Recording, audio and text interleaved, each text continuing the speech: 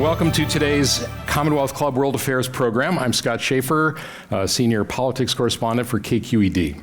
All right, well, it is my pleasure to introduce Josh Shapiro. He's the 48th governor of the Commonwealth of Pennsylvania. Governor Shapiro's life has been grounded in faith, family, and public service.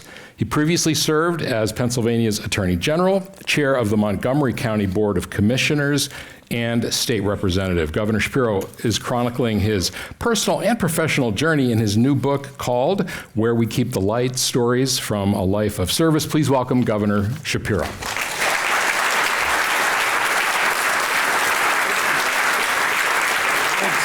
Let's do it. All right. Well, sorry the weather isn't better. Yeah, it really stinks. California is kind of a Rorschach test for people across the country. People love it, they hate it. We have a lot of everything, good, bad, and indifferent. And I'm just curious, what do you see as some of the similarities between California and Pennsylvania when it comes to politics, demographics, culture, you name it? Can I give you a serious answer, even though it feels like you were baiting me into something? No. Already I'm baiting you. No. That's a well, hey, look, first off, I just want to thank you all for being here. It is humbling to show up far away from home and have people come and want to hear what you have to say and buy your book, read your book. I will tell you, when I handed in my book in October, November, I'd never done anything like this before. My wife, Lori, who you'll read about in here, said, "You think anybody's ever going to read this?" So I kind of want to take a picture of all of you and send it to Lori. I'm like, someone's reading it.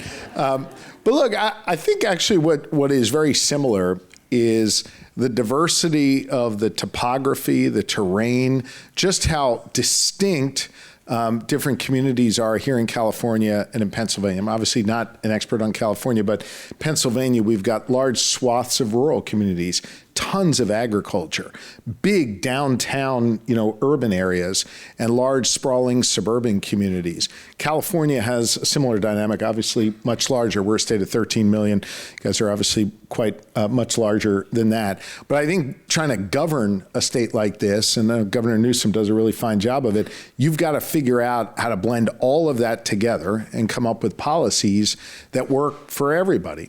And I'm doing so in a state that's politically quite different than yours. I'm one of the only governors in the country with a divided legislature. I've got a Senate led by Republicans by 2 seats and a House led by Democrats by 1 seat. Imagine how challenging those negotiations are. So we're forced to work in a bipartisan manner, which is kind of my natural inclination. And you're trying to deal with large, really distinct communities all across Pennsylvania in stitching them together. The last thing I'll say is this. I'm a governor who likes to get out of the office as much as I can, get in the community. We've got sort of this informal rule where I might be in the office 3 days a week, the other 4 days I'm out and about somewhere. And what's extraordinary is when you're in a rural community, suburban, urban community, Republican, Democrat, folks kind of basically want the same 4 things, which in many ways allows me to find that common ground and work to get stuff done. They want a good school for their kid or grandkid. They want a safe community to live in. They want a job in the community that they love, that they can afford to be in. And then finally, fourth, they want their rights and their freedoms protected. They want government out of their business. And I think if you focus on those 4 things and doing the blocking and tackling associated with each, you can not only win votes on people on your side of the aisle, but you can get people who might be on the other side of the aisle from a different kind of community to come your way. I wasn't going to mention this, but you talked about the bipartisan stuff. And in the book, you talk about this moment where you're in the state house, the lower chamber of the legislature there, and the Democrats have a 1-vote majority, but they're going to lose some votes, and you're concerned that the Republicans are going to get the speakership.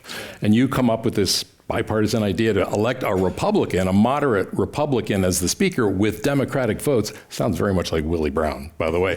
But so is that your natural inclination to look for things like that? Yeah, my natural inclination is to solve problems. I talk about, from being a young boy to now being the governor of Pennsylvania, I see an issue, I try and solve it. Now, what is also a through line in this book is my wife's the one that oftentimes kicks me in the butt to go figure out how to solve that problem. And this story Scott, that you raise is a great example of that. Democrats had won the election, had one seat more than the Republicans in the House, 102 to 101. But the guy we were putting up for Speaker had some personal challenges, and 3 of the Democrats had said they were going to vote for the Republican. And we were, I think it was 3 days out from the vote, and I really wasn't sure what to do. And the truth is, it wasn't up to me. I was like a first-term lawmaker. Nobody had to listen to me. I wasn't in leadership or anything like that. And on New Year's Eve, my wife said to me as I was running out to get Chinese food, very exciting evening we were having with little kids at home, she goes, "You should really figure something out." I'm like, figure something out? How is it my responsibility? And as I was driving to pick up the Chinese food, I went through an intersection where when I was running for state representative the first time, we would knock on doors all night, and early in the morning, we'd stand out on street corners like lunatics holding up signs with my name on it to try and convince drivers to see my name, learn who I was. That's what you do when you don't have any money for a campaign. You stand out in street corners with your lawn sign. And one of the guys who drove by, I remembered, was a moderate Republican from a neighboring district. Get the Chinese food, call this guy on the phone and said, hey, his name is Denny. Hey, Denny, you want to be Speaker of the House? He goes, sure. How are we going to do that? I go, I don't know, but I'm going to try and work on it. And over the next 2 days, we were able to get all of the Democrats and 6 or 7 Republicans to support him in a bipartisan speakership where the will of the people was still respected. Democrats were still in charge of the legislature, but we had a speaker of the other party. We ended up having a bipartisan government, and we passed more bills in that session, I think, than any session in recent memory. We found ways to come together. Well, cheers for bipartisanship. Who knew? In the book, you really, of course, lean into your Judaism, and you write that you have struggled with, quote, what my responsibility is as a person so public about my faith at a time when it is more tenuous than ever to be Jewish in America. What do you mean by that more tenuous than ever? I mean, look, I think there is no question that there is a rise in anti-Semitism. There's no question that there are people out there who are Jewish Americans and who are less open to expressing themselves or being true to who they are in a more public way. I grew up in a home where the practice of religion was really central to how I was raised. And in some ways, Lori and I have continued that process from a religious perspective, endowing our children with those core beliefs and processes and rituals.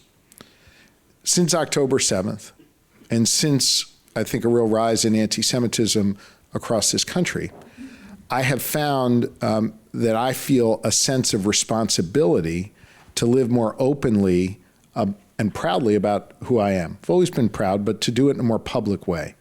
I always felt like religion was a very private thing, not something that you really sort of share with others. But I have found a marked shift in the need to speak out more about it. More and more people, particularly young people, will come to me and tell me how scared they are, how worried they are, and how I'm offering them comfort by being open about my faith. I want to be really clear. I don't think it is my role to push my faith on anyone else.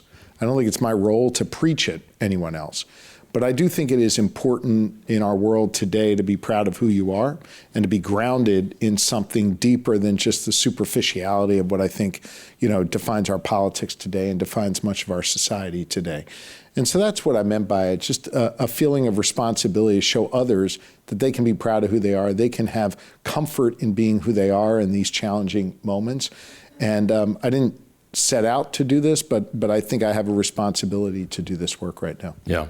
And, you say it is more difficult to be Jewish. It's also more difficult to be Muslim and Somali if you're in Minnesota and Venezuelan. It's a tough time for a lot of people. Do you think that what people are looking for is something that you have to offer in terms of this bipartisanship you mentioned? I mean, because there's a lot of people that aren't really interested in that right now. They want revenge. They want people to make fun of Trump. Our governor has gotten a lot of attention doing that. I mean, what's the tone that you think people in power like yourself should be modeling right now? I think I believe government can be a force for good in people's lives. If I didn't believe that, I wouldn't be serving as governor. I wouldn't be in public service. So I sort of start there. I am also mindful of the fact that people feel as though government is not solving their problems on a day-to-day basis. And I mean that writ large. I'm not assigning blame to any one particular politician, any one state or anything like that. And when you don't solve problems, Scott, cynicism grows. And it creates vacuums in our society. And people who are ill-intentioned, like Donald Trump, fill that vacuum. And they create chaos. And in Trump's case, also a whole lot of cruelty and corruption to go along with that. It is my belief that the antidote to that is to find ways to make progress for people. And in my state, if you're going to make progress for people, you've got to find ways to work together with people on the other side of the aisle. I have never once abandoned my values or my principles. I stand up to this president. Heck, as governor, I've sued him 19 times. I'm 19-0, by the way. I've spoken out against him. He's trying to build 2 massive ICE detention centers in Pennsylvania. We're going to stop him on that. So I'll take a back seat to no one when it comes to standing up for our values, for our principles. But I do believe that so much of the cynicism, so much of the struggle people have with our politics today is they don't see their lives getting better as a result of, person X in public office. So that's why I think it matters when you deliver human services to a mom's kid who's struggling with autism, when you get that permit on time instead of making people wait years and years and years to get it, when they actually see economic development come to a community that they want to stay in for the rest of their lives, and they feel like there's some hope for the next generation there. I think that stuff matters to reduce cynicism and to create an opportunity for people to have faith again in our system. One of the things that is happening right now, of course, that is roiling the economy and our politics and security is the war Israel and the U.S. are waging against Iran, also in Lebanon. And I'm curious, as a Jewish American, what was the first thought when you heard that a missile had killed the supreme leader in Iran? Yeah. Well, I would just respectfully push back kind of on this guy's clapping. I hope you're not clapping for the supreme leader, but I didn't think about it from the standpoint of being a Jewish American. I thought about it from the standpoint of being a governor, a patriotic American, and someone who always puts America's national security first. I'm not shedding a tear for the killing of the Ayatollah. The regime that has been leading Iran for the last 5 decades has been shouting death to America. It's been the largest exporter of terrorism in the world, has claimed American lives. No one should shed a tear for them. As it relates to the specifics of this war, the problem I have with it is the manner in which our commander-in-chief, the President of the United States, has gone about it. And I believe this was a war of choice we should not have engaged in the way the president has. Let me explain. First, he said, we have to go because they've got nuclear weapons and we've got to stop that. Well, remember 7 months ago, he told us they destroyed their nuclear arsenal. Then they said we've got to go for regime change. Well, I didn't think we were for regime change wars. And by the way, great job on the regime change. You killed the dad. Now you got the son. I don't know that we're any better off. Then it was, there's an imminent threat, so we have to go. And then we learned there was no imminent threat. And then it was, we really didn't want to go, but Netanyahu forced our hand. And then they very quickly walked that back. I'm not trying to quibble over process here, but if you're the commander-in-chief and you are sending our women and men to battle, and 13 of them did not come home to their families, if you're the commander-in-chief, you have a responsibility to the troops to explain what the mission is. And if you're the President of the United States, you have a responsibility not just to Americans, but as a leader of the free world to the global community to explain what the goals are. Why does that matter? Because if you don't know why you went in, you don't know how the hell to get out. And we now find ourselves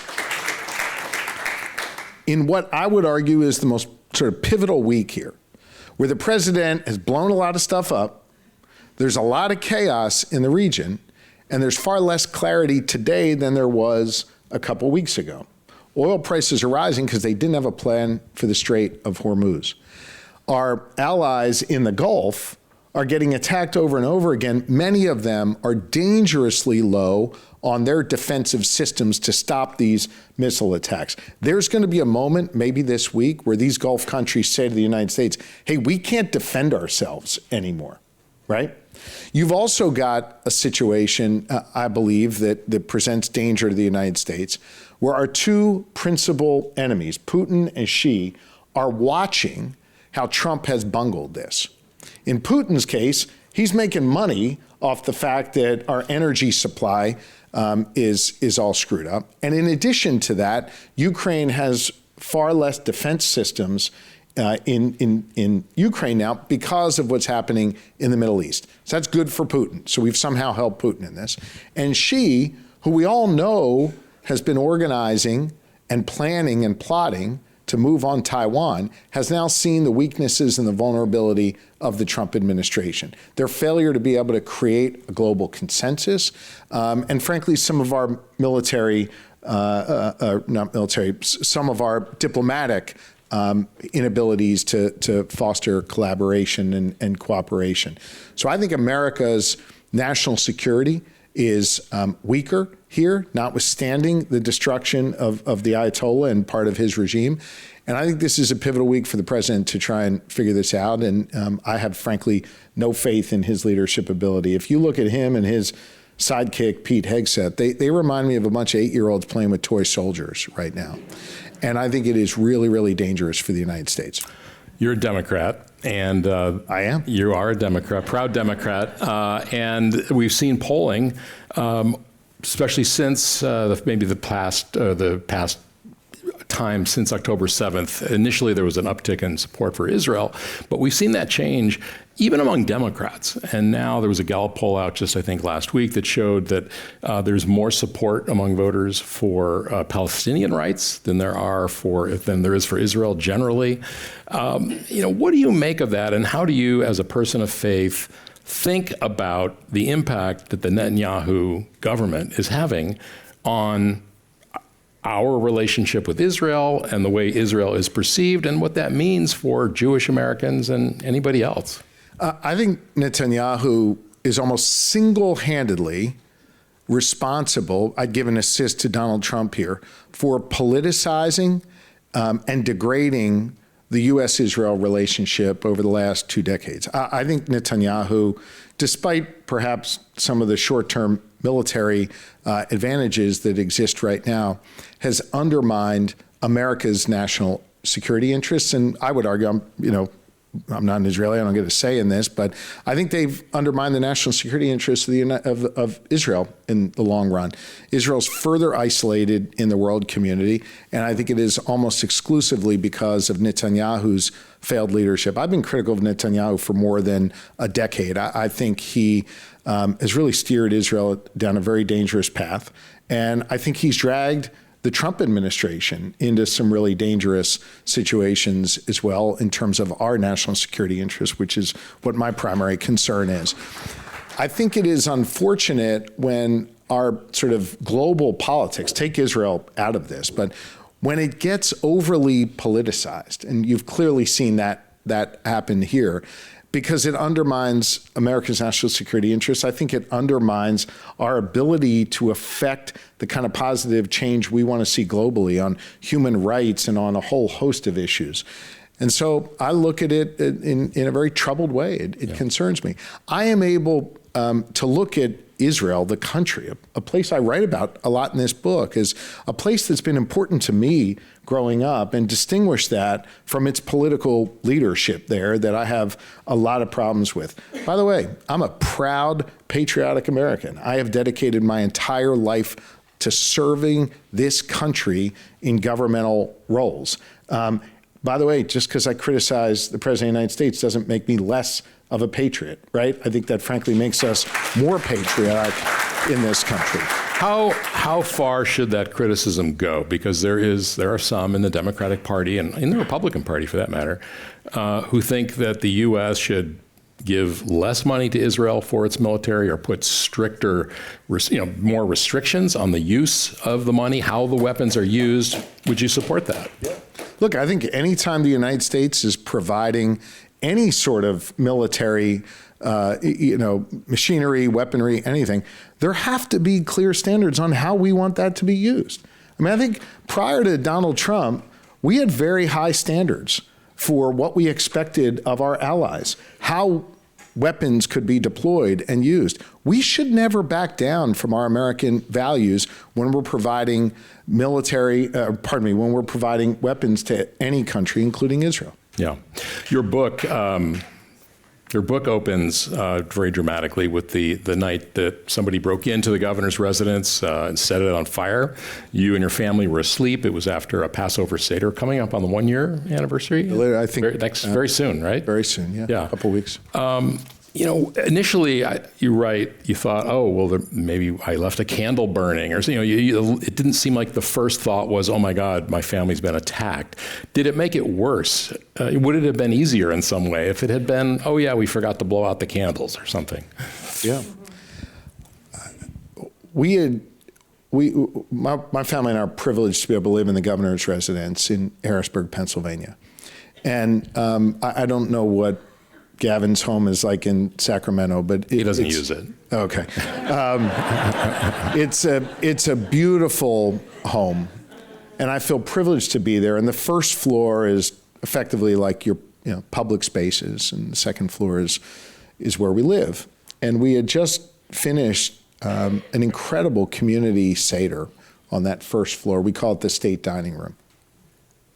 People gathered from all across Pennsylvania, and it was beautiful, and it was fun, and we just enjoyed one another. And there was a moment during the Seder where I talked about how I feel privileged to be able to live in a home, to serve in an office that the people of Pennsylvania sent me to, as really a direct kind of political descendant of William Penn, who had my job first, and who established Pennsylvania as a place that would be rooted in the singular purpose of religious freedom.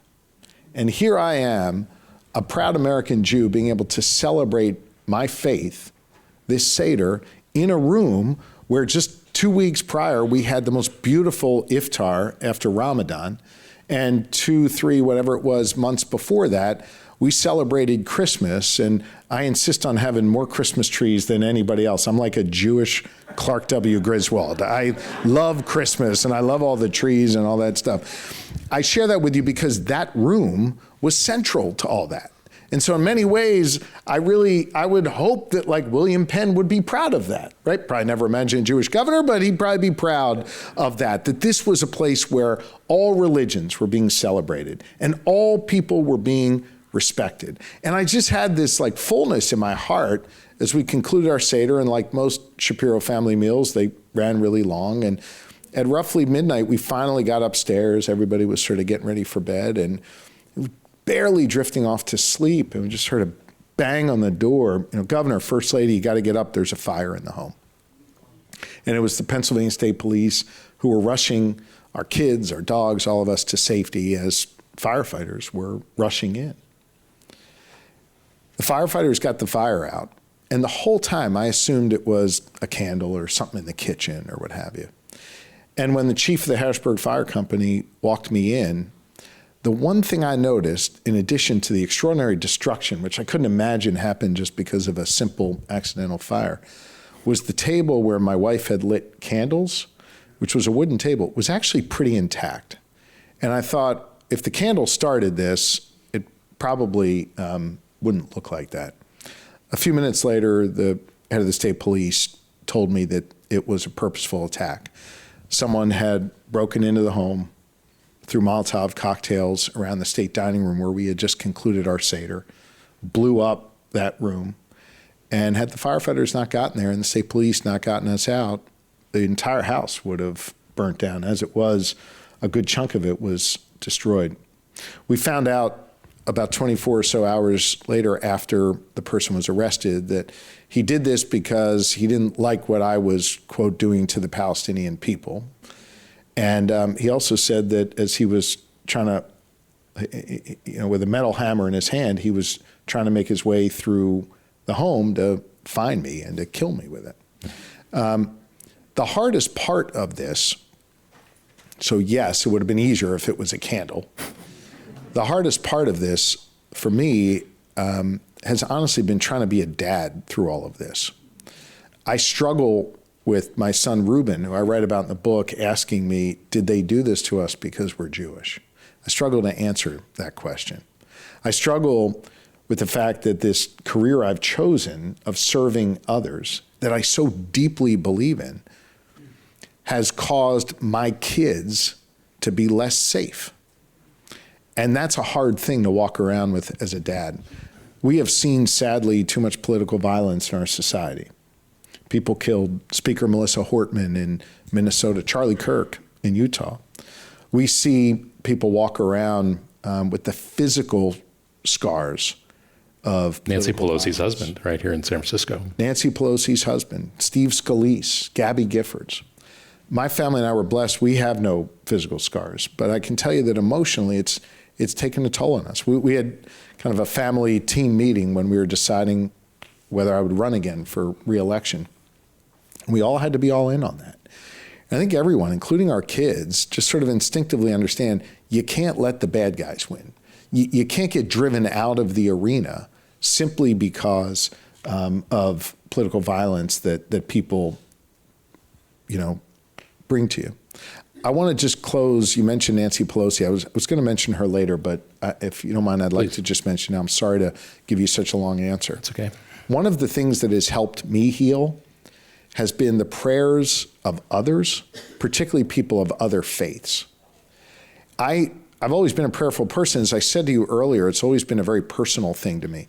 To have people pray for you from another faith and feel strengthened by that is something I never experienced before. When the new pope was installed, I did not know this, but Nancy Pelosi was there.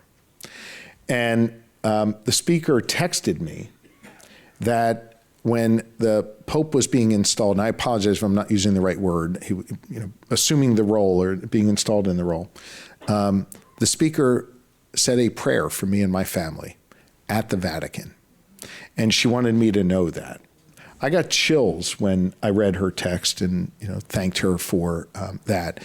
That is an example of, I think, the through line through religions that connect us all through a shared sense of faith. And I think we have to find ways to harness that more in America. Not a specific religion, but that through line of faith and recognizing our shared humanity. Yeah. And your congresswoman and our speaker showed me that in a way that was really deeply meaningful to me. Yeah. Throughout the book, you talk about how your faith has affected the way you look or think about public policy and issues. And one of the issues in particular that you write about is capital punishment, and how you had been a pretty staunch supporter of the death penalty. You were AG. I think you ran, as a supporter.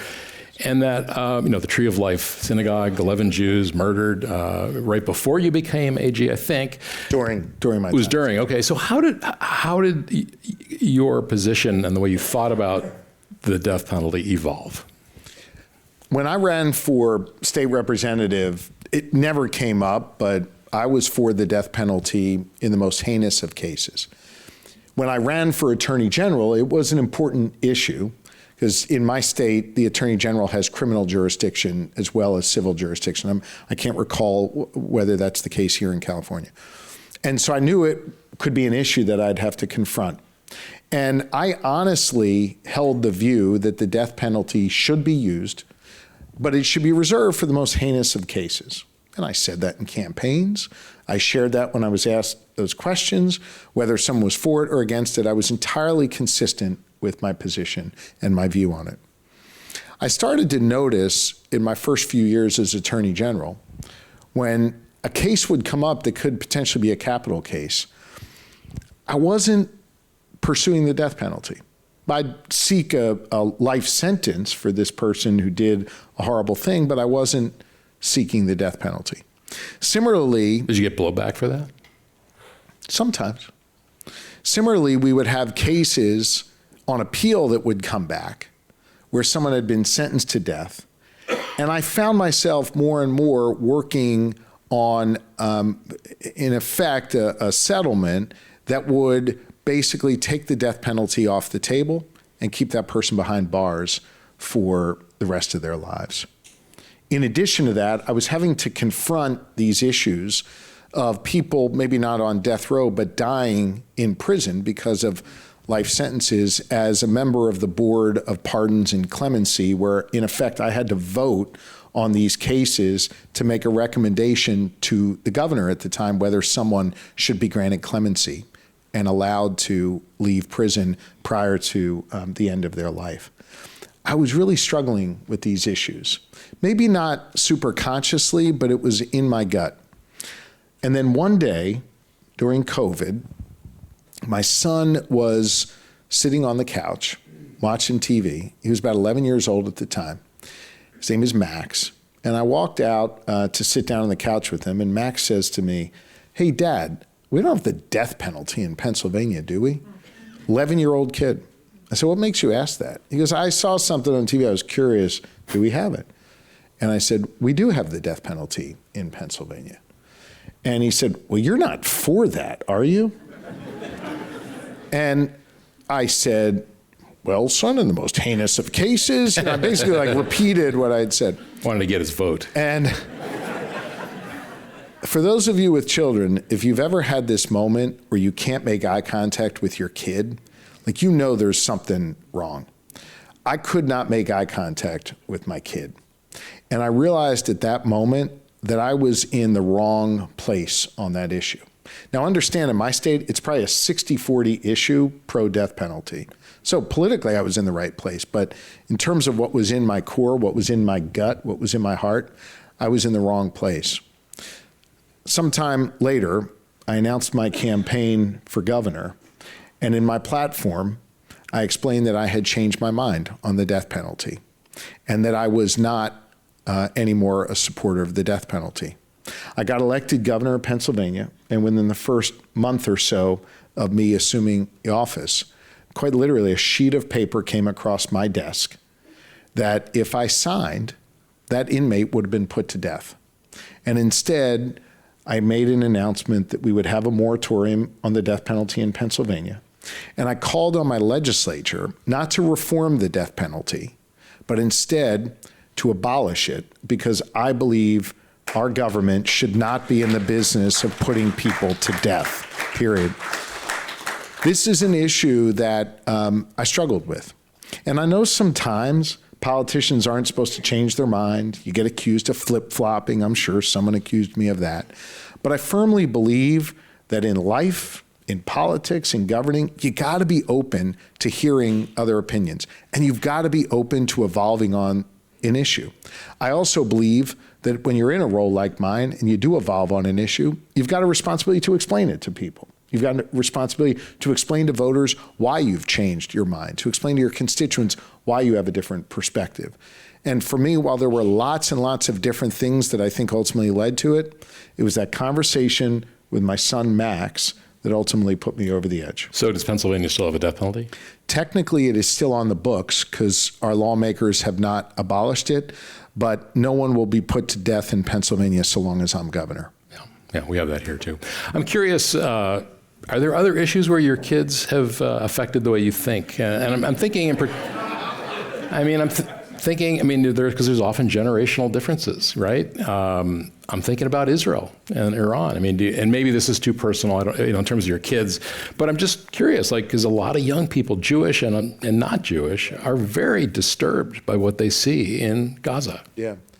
I'm really proud of the fact that our kids argue with me at the table and take different positions on some things, and sometimes agree with me, which is rare, which I appreciate when they do, but I love that. One of the things we force our kids to do, though, is to defend their position and to make sure that the position that they have is not just because they saw some reel on Instagram, but actually because it's been well thought out, it's been researched, it's based on fact, not fiction, and that they make their case to me. One of the things we're actually arguing about right now is I've come out in support of legislation that we call a bell-to-bell ban, effectively saying you can't have your phones in school. You can bring your phone to school, but then it's got to be in your cubby, in your locker, in your book bag until the final bell of the day, and then you can take it home.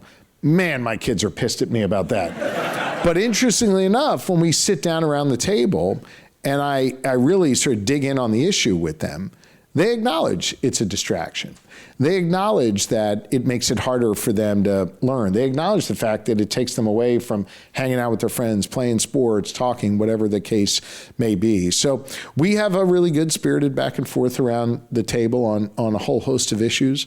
I think, issues in the Middle East come up because they've been there, right? They've been to Israel. They know people there. I think we're all pained by what we're seeing. We're pained by what happened on October 7th, and we're pained by the loss of life in Gaza that came after. I think it's been hard, frankly, for me as an adult and certainly our kids to sort of walk through the cross current of emotions of what we see there. And I think for me and Lori, my wife Lori and I, the most important thing we can do is force our kids to sort of confront these issues and work through them and evolve on these things and express strong opinions regardless of what mom and dad think. You were vetted to be Kamala Harris's vice president, and I think ultimately you decided you weren't interested in being her vice president. And you, Correct. Is that correct? Correct. Way to say it? And You can read the book and find out. Yeah. But although they didn't want you to tell her that because they were afraid she'd be upset. But you say that the vetting process, which not a lot of people have gone through, you went through it, was just unsettling for you, that she asked, or they asked, her team asked questions that you wondered whether they were asking of other candidates who weren't Jewish. They asked if you were an agent of Israel ever, for example. But what struck me is how your perceptions that she didn't like being vice president, partly because of what she was looking for in a running mate, which is somebody who would only say yes to her. I mean, is that fair? Like, she thought she was looking for somebody to basically reflect her own points of view and not challenge her. Yeah. Well, let me say that it was unbelievably humbling and a real honor to be considered as her vice president. And I remember when I got the call, just being overcome with emotion. Lori and I have worked incredibly hard to build this career. We've made tremendous sacrifices. I still pinch myself when I think I'm the governor of the Commonwealth of Pennsylvania. No disrespect to Gavin. I think it's the greatest job in the world. I'm sure he would say being governor of California is.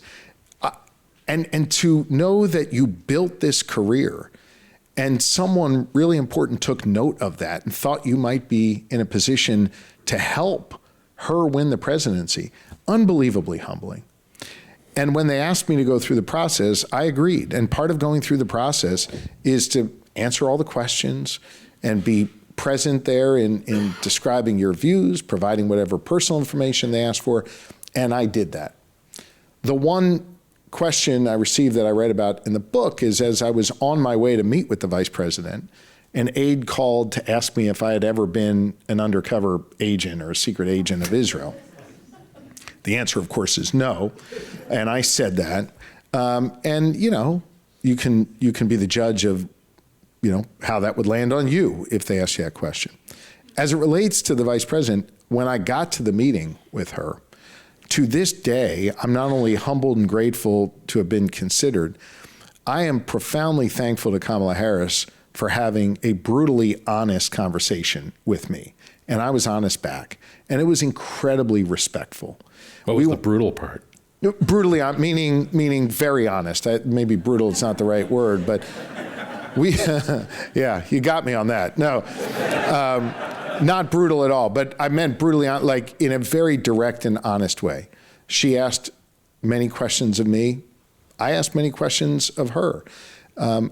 We didn't spend a whole lot of time talking about sort of the politicking of the next 100 days. I think they had confidence in my ability to help win in our swing states and do what I needed to do to support the campaign politically. But I was really interested in what a governing partnership would look like. I have a lieutenant governor that I chose where, man, he's one of the few people who can walk in my office, tell me what I want to hear, tell me what I don't want to hear. And we have an unbelievably close relationship where oftentimes he's the last voice I'll hear before I make a decision. I want to make sure that if I'm going to partner with someone, that we've got that kind of relationship. The vice president was clear that that was not really the relationship she had with the president and not really what she was looking for. And again, I appreciate that she was direct with me about that. I returned home that evening, talked it over with my family, and attempted to call her that evening about 48 hours before she made her decision public to just say, you've got a lot of wonderful people you're considering. I should not be on that list anymore. I don't want to be considered. And her staff wouldn't let me speak to her, said that she does not take bad news well. I was thinking to myself, running for the wrong job. Yeah, I was thinking the entire presidency is about getting bad news. But I thought she had wonderful people. Tim Walz is a great friend and someone who I think served her well in that process. And ultimately, I just wanted her to make a decision without me being considered in that. I think for me, governing is a team sport. That's what I've built in Pennsylvania. You got to lean on people, particularly people. I like to surround myself with people who have different views than me, come from different walks of life than me, different parties than me sometimes, to challenge me. Because ultimately, the voters send me to make the final decision. And the best way I can make a good final decision is to have a lot of different people in my ear who view the world differently. That's the way I lead, and that's the kind of structure that I want to have around me, and ultimately what led me to make that decision. You,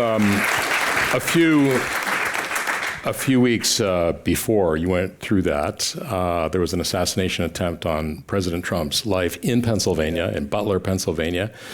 Somebody was shot and killed in the audience, a former firefighter, and I realize I'm doing all these spoiler alerts I should be doing spoiler alerts because this is in the book. So read it. It's a great book. But, you talk with his wife, and she would not take President Biden's call right after the assassination attempt. Do you want to tell us, what did you get from that? And how hard was it for you to speak, in a compassionate, positive, empathetic way, about a person who you obviously disagree with politically, who just survived an assassination attempt, and who, had a supporter who died who also had a lot of those points of view, When President Trump was shot in Butler, Pennsylvania, which is a wonderful community, think like sort of rural part of our Commonwealth, an area that strongly supported the president multiple times in his elections. The first thing I wanted to do was just get there to be with my community. I recognized once we knew President Trump was going to be physically okay, that there was going to be a real trauma in that community, and I wanted to be there. I was also mindful of the fact that this kind of political violence had no place in our society, that I had a responsibility to call it out. And very, very keenly aware that there was going to be all kinds of law enforcement investigations, all kinds of that stuff, but that what people really needed was someone to comfort them and calm them in this really challenging moment. When I got to Butler, went to the grounds where the shots were fired, then went to the area where all the police and first responders and others had set up kind of their operations center. I was getting prepared to go to speak to the media, largely about political violence and largely about how it had no place here, and whether we agree with the president or disagree with the president. God knows I disagree with him. There's no place for that. That doesn't belong in our society. My wife said to me something that was nagging at me on my trip out to Butler, which is about 3 hours away from where we were that night. Don't forget about the Pennsylvanians who were impacted by this. It's not just about the assassination attempt on the president. And so I asked my staff if I could reach out to the two people that were injured and to the family of Corey Comparator, the firefighter who was slain, by a bullet that seemingly was designed for President Trump. I called the two individuals who were wounded, spoke to one, the other one I wasn't able to connect with. And then we reached out to Helen Comparator. And she asked if I could call back about 15 or 20 minutes later because she wanted her adult daughters to be there, which I appreciated. So we delayed the press availability, and I got her on the phone. And typically, I've had the unfortunate task of calling people who had suffered great loss in their families. The conversations are either very, very brief, or sometimes they're willing to open up and tell you about their loved one. And Helen opened up and talked about Corey and how when they heard shots fired, he dove on her and her adult children to save their lives. She told me about how he loved being a firefighter, about how he went to church every Sunday in his community. And she told me how much he loved Donald Trump and how excited he was to be at that rally. I know there are different opinions in this room, of course, about the president, but I think it was important to acknowledge how strongly he felt about him. At the conclusion of our call, I thanked her for sharing those private thoughts with me. And I said I would not share them with anyone else, and that I felt that it was a gift that she was willing to give me her time. And she said, no, please talk about Corey, talk about my husband. I want the world to know he died a hero saving my life and saving my kids' lives. And so everything that I was prepared to say to the media, I scrapped and instead just went out there and condemned political violence in no uncertain terms and talked about Corey and talked about the way he lived his life. I was surprised how struck people would be by the fact that I would speak in honorable and compassionate terms about someone who presumably I would have vehemently disagreed with on politics. I presume none of them vote for me or support me. But I think it's about a common humanity that we all share that gets polluted by our politics. A couple days later, I was in another part of the state, and I showed up at an event, and there was local police there to make sure the event was safe. And this police officer shook my hand and said, "Thank you for what you said about Corey." I said, "Did you know him? Did you guys grow up together somehow?" He said, "No, I just thought it was remarkable that someone who doesn't support Donald Trump would say such nice things about someone who did support Donald Trump." While I appreciated the kind words from that police officer, it did further discourage me in the sense that that's how people perceive our politics today. We got to figure out a way to climb out from that. It doesn't mean we should be any less vocal about our opposition to the chaos and the cruelty and the corruption that we're seeing out of the Trump administration every day.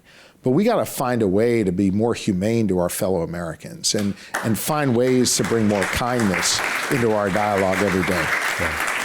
Going to get to some of your questions in just a minute. One thing I wanted to ask you about earlier, and all this reminded me, after the attack on the governor's residence, the arson attack, you heard, I think, from former President Clinton, former President Obama, President Biden, and then a week later, you heard from President Trump. I did. Yeah, and I'm wondering, what did he say? But what did you make of that slow dial? I mean, what took him so long? Yeah, I mean, look, I don't know why it took him a week, but he called. And he's the President of the United States, and I appreciate that he called. It was a bonkers situation. I write about it in the book. It was kind of the first morning. I think it was a Saturday morning. It was either Saturday or Sunday morning. And it was kind of the first time that week where I felt that I was able to catch my breath. And I was up early, just having coffee, reading the papers by myself. And my phone rang, and it was from a number I didn't recognize. So I let it go to voicemail and kind of forgot about it for a few minutes. And then I noticed on my phone screen, it popped up that you had a voicemail from that number. So I pressed the thing on my iPhone, and all of a sudden I hear the president's voice, hey, Josh, it's the president, I mean, whatever. And want to make sure you're okay. And just as the voicemail ended, my son Max walked in. He's the one that we had the conversation with about the death penalty. Max now would have been 16 at the time. He goes, was that Donald Trump? And I said, it was. He goes, why did he call you? And I said, well, he was calling to make sure we were all okay. And he goes, are you going to call him back? I said, yeah, I'm going to call him back. He's president of the United States. I'm going to call him back. He goes, can I listen? I was like, yeah, all right. So I dialed this number back, never thinking it would be his number, and it was. So and much he for answered. national security. Yeah. And he answered, and, we spent about, 2 minutes where he was just kind of checking in. And to his credit, his Department of Justice did a very good job of supporting local law enforcement in that case, and I appreciate that.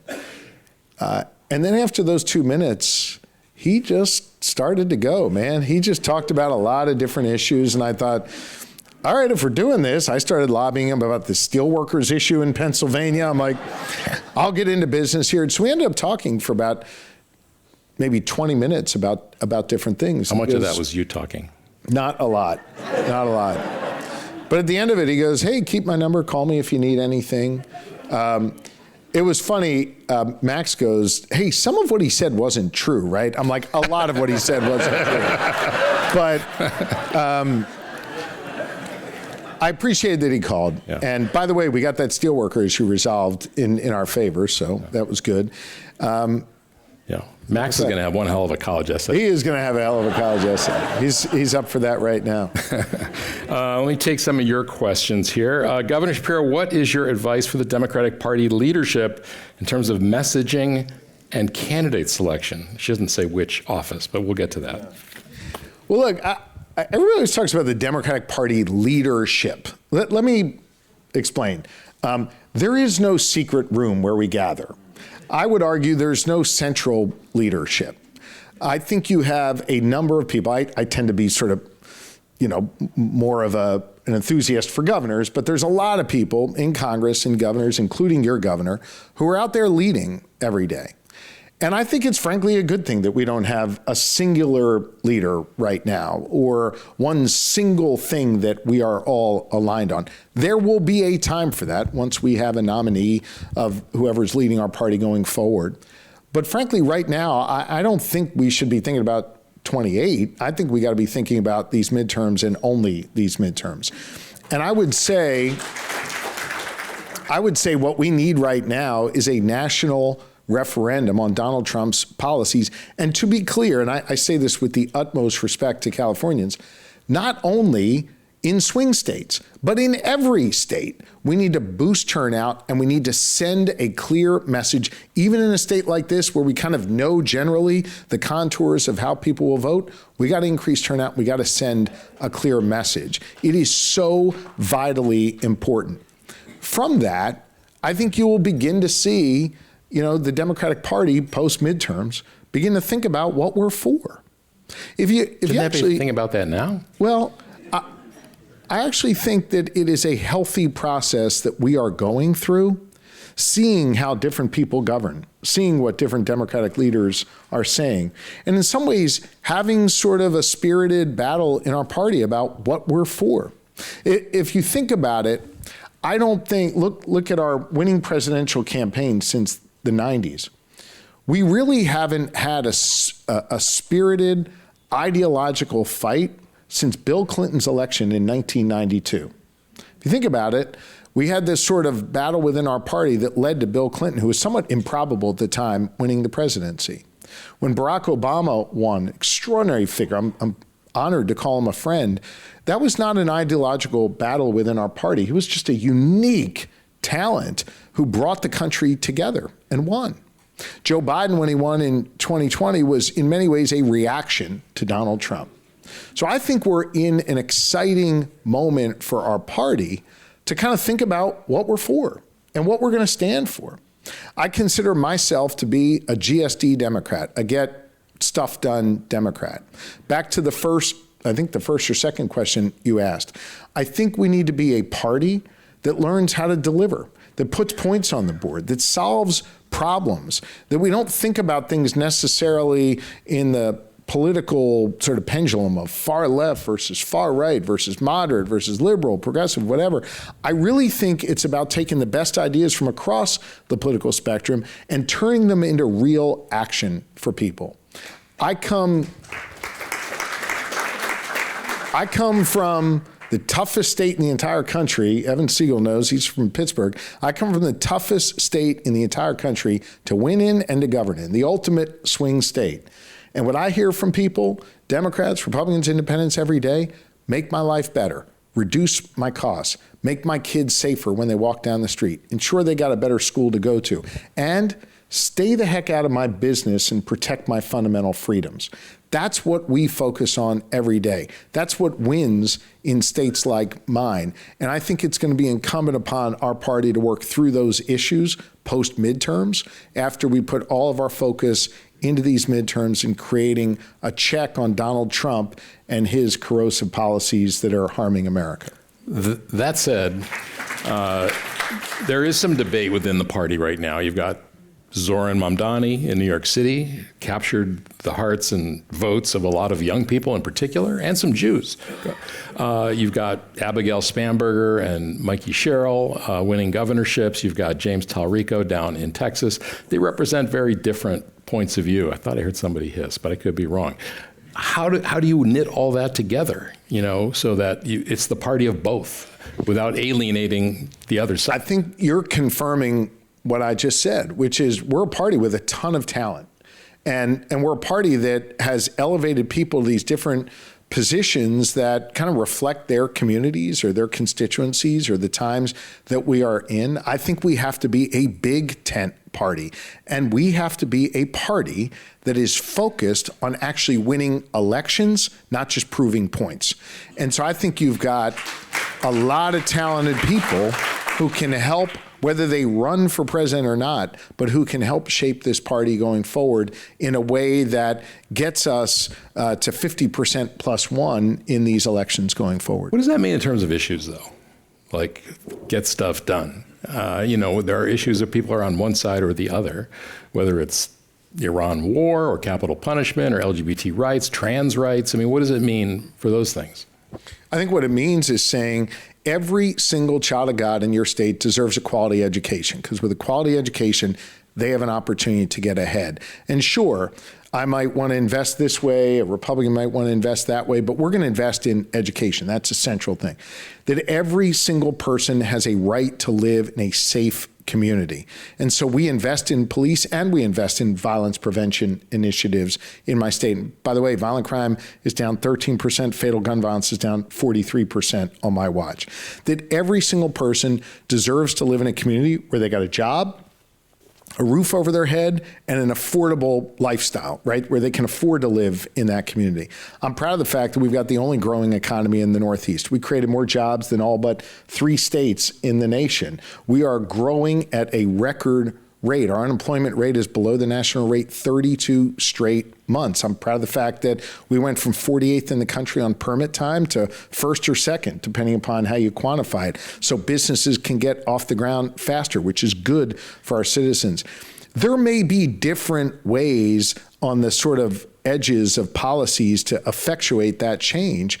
But at the end of the day, those are sort of basic foundational things that I think all Democrats are for. And now we got to go out and work to ensure that we can blend the policies together to deliver on those things. Do you think there's too much, Barack Obama talked about this probably a decade ago now, the whole cancel culture, where if you don't agree with somebody on 100% of the issues, you're against them? For sure. How do you push against that? Well, let me give you just real life example of how I deal with it.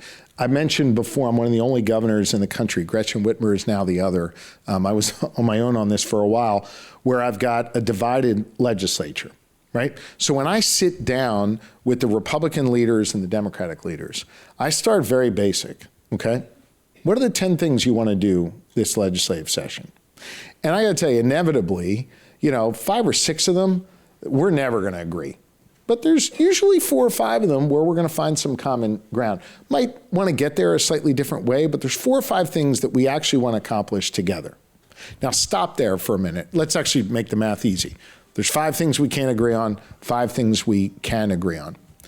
The incentive structure in our politics today is for me to leave that room and go tweet and raise money off of the things that we disagree on. Because then I can be a loud, angry voice yelling at the other side of the aisle, and I get incentivized for that in our politics. The far harder thing to do is take the 5 things we agree on and actually hunker down for a few months and find legislative compromises that allow us to achieve it. I chose the latter path each time to try and achieve those things. And at the end of the day, the politics suggests that what people want, yeah, maybe in the short term, is for you to yell and scream and get some likes on Twitter. But the reality is what they really want is for you to solve their problems.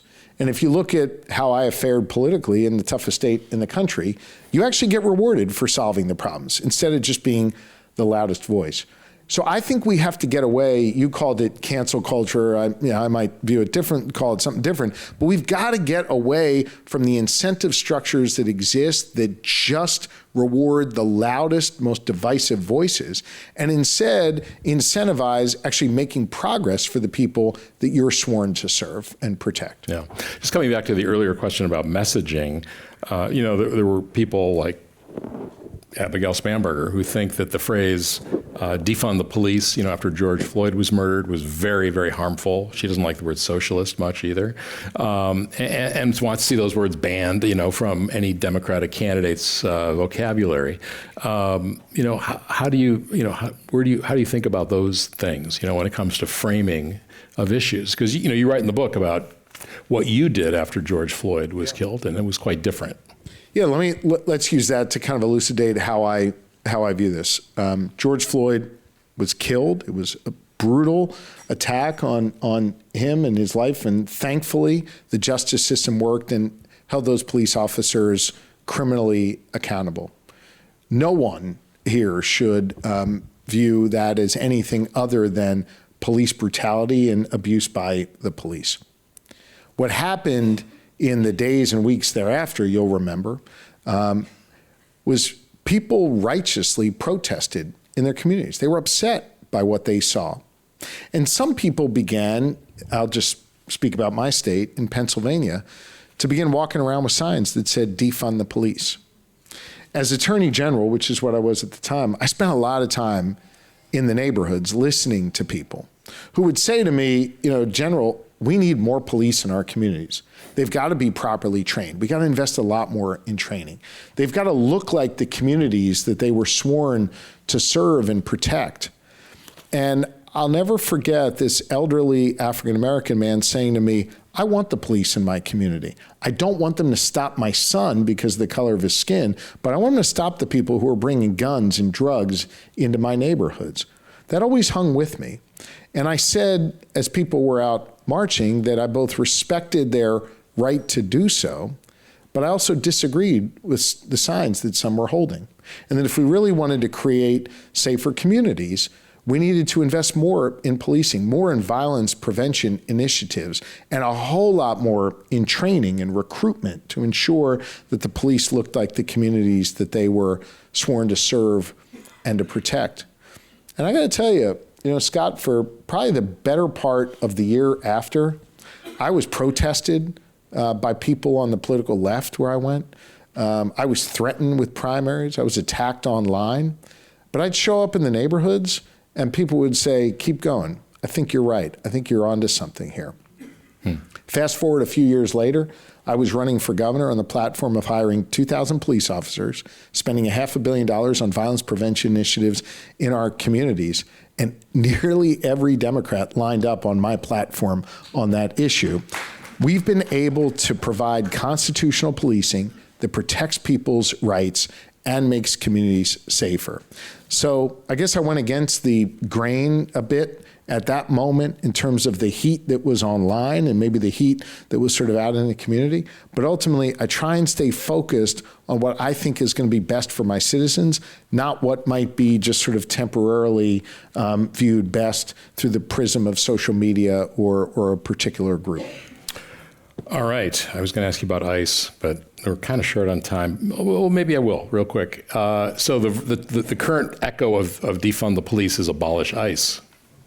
If you were king or some other office, like president, what would you do? Look, I think what's clear is that ICE is on an unconstitutional, corrupt, failed mission as directed by the Commander-in-Chief, Donald Trump, and his minions, Kristi Noem, Stephen Miller, and others.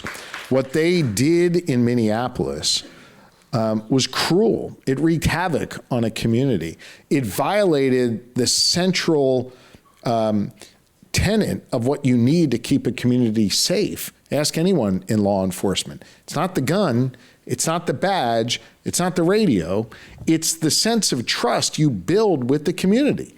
That's what ultimately allows the police to help keep a community safe and allow the citizens to keep their community safe. And it was completely overrun by ICE and the manner in which they did it.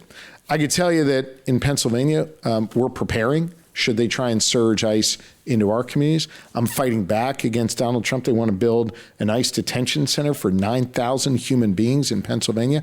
Damned if I'm going to let them build that in my state. I'm going to stand up and stop them. What is clear is not that there is, an immigration office necessarily that's the problem. The problem is the way they're funded. The problem is the way they're trained or lack thereof. And the problem is the mission that has been defined by this president and his minions, which is to go in and create chaos in communities, violate people's constitutional rights, and make our communities less safe.